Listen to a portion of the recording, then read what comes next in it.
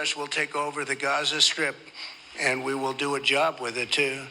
We'll own it and be responsible for dismantling all of the dangerous unexploded bombs and other weapons on the site, level the site and get rid of the destroyed buildings, level it out, create an economic development that will supply unlimited numbers of jobs and housing for the people of the area.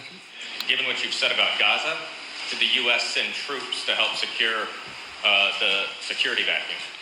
As far as Gaza is concerned, we'll do what is necessary. If it's necessary, we'll do that. We have an opportunity to do something that could be phenomenal.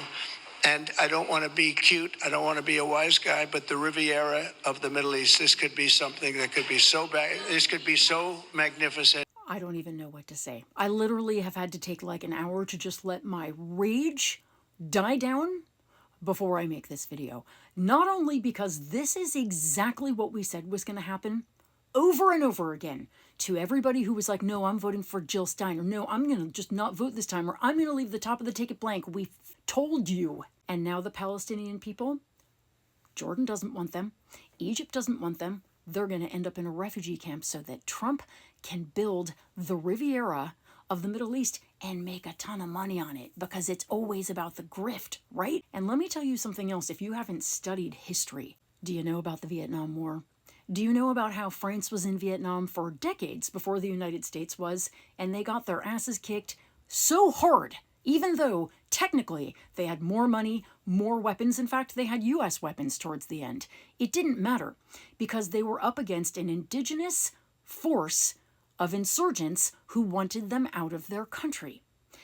Guess what? The United States took over for the French, and then they stayed in Vietnam for 10 years against those same forces, and the United States brought everything they had to that fight.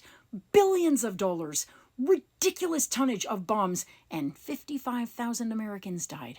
And in the end, we lost. And you know who kept us in? Not got us into that war, but kept us in? Lyndon B. Johnson, who was afraid of appearing weak.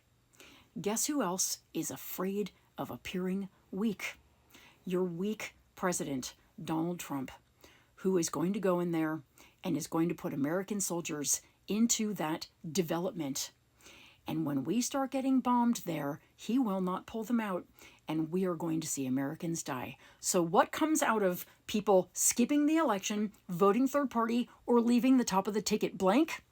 Palestinian people are suffering, American people will die, and the grift goes on. I'm sorry to sound so bitter, but I actually really am, because the perfect is the enemy of the good. We had a great candidate. She wasn't perfect, but then we had this guy, and we knew how bad he was. But because she wasn't perfect, and P.S., because she was a woman, and y'all just can't stand the idea of voting for a woman for president, here we are. 0 people win.